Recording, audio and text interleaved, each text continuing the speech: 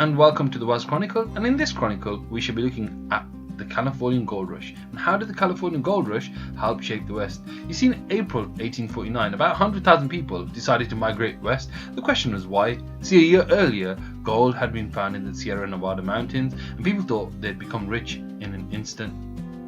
So the news spread far and wide. It spread like wildfire. Thousands and people from the east decided to travel along the Oregon Trail, causing mischief along the way, and mass migration ensued. See, in another chronicle I mentioned about push and pull factors. The biggest pull factor to the west would have to be the gold rush. People thought they'd become rich in an instant. Not only did gold attract people, it lured thousands of people to make the journey across land and sea from all across the world. Many people travelled to California using the Oregon Trail. They thought the risk was worth the reward, and getting attacked by Native Americans wouldn't be a problem.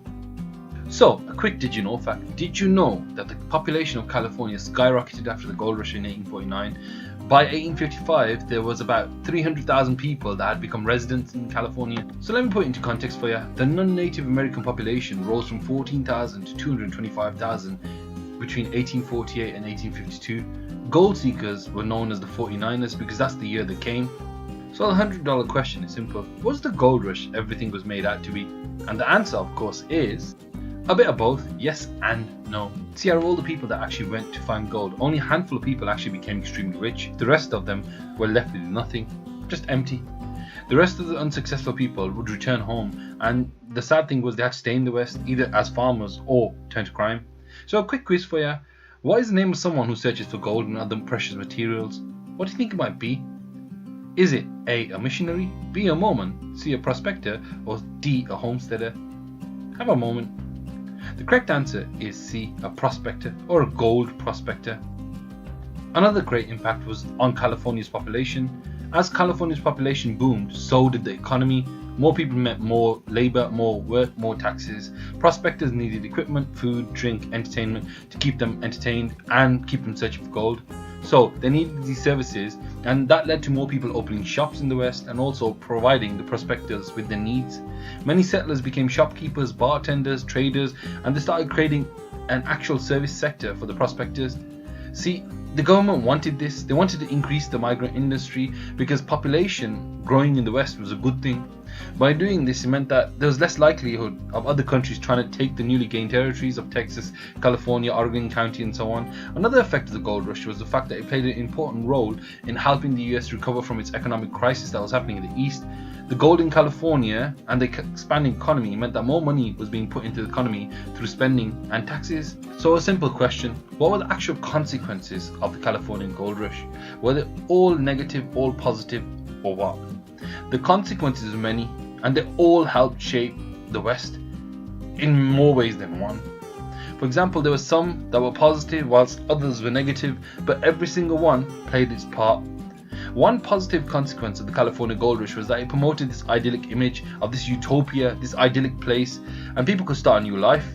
This caused mass migration, and remember, the Native Americans didn't believe they owned land, so the settlers took advantage of this. Another consequence was mass expansion of farming in California. A lot of people became homesteaders. See, as I mentioned earlier, a lot of people finished the gold rush empty-handed, and they had no money to go back home. It was too far. So a lot of these migrants said, forget that, I'm just going to stay in the West. I'm going to become a farmer, and the farmland available was excellent. See, there was a knock-on effect. The agriculture industry thriving meant that farming would export its goods all across the world from California. Money gained from the gold rush had a massive consequence on transportation too. You see, when people gained money from the gold rush, the government decided to be wise and spend it on improving transportation. When they did this, it meant that there was funding for the first transcontinental railroad in 1869, and obviously starts in 1862. The faster travel meant there was an increase in population, and as a result, greater profits and also mass migration. The gold rush of 1849 sounds amazing, and there are many positive consequences, but was it all too good to be true? So was it all positive? Let me play devil's advocate for a second. There were massive negative consequences. On the one hand, you had the gold rush sparking an increase in crime and lawlessness that no one had ever seen before. The fact that there was a rapid increase in population and people lost their jobs because they couldn't find gold meant that everyone just thought, forget it, I'll turn to crime. The increase in crime due to the gold rush meant the government couldn't deal with it. Sheriffs and other law enforcement officers were too widely spread out, and California was way too big. As a result, gangs like the Renner Gang appeared, and also lawlessness spread. The greatest consequence, though, was the impact it had on the Native American population. You see, the new migrants were fueled by the gold and also manifest destiny. They thought they were superior to the Californian Indians, and they treated the Native Americans there really harshly. In order to populate California, the new migrants murdered and enslaved thousands of Native Americans. So how do you think the California Gold Rush helped shape the West? Was it positive or was it negative? Please leave your comments in the comment section below.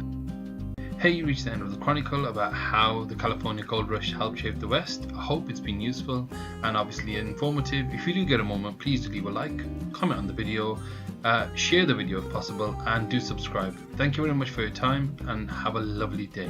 Bye bye.